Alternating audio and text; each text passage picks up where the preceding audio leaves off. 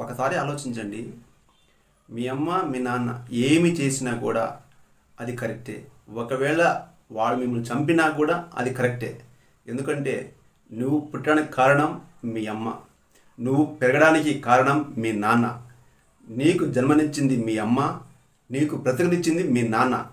అటువంటి వాళ్ళు ఈరోజు నువ్వు పెద్దయ్యాక మా అమ్మ మా నాన్న పెద్ద నసాపోయారు అని అనుకుంటే చాలా పొరపాటు.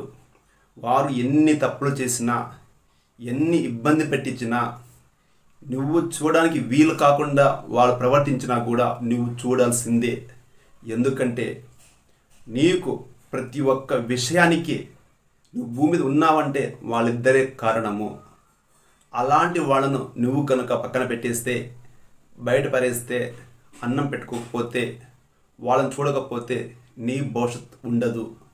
రేపొద్దున్న ఖచ్చితంగా మీ పిల్లలు కూడా మీకు ఇదే విధంగా చేస్తారు.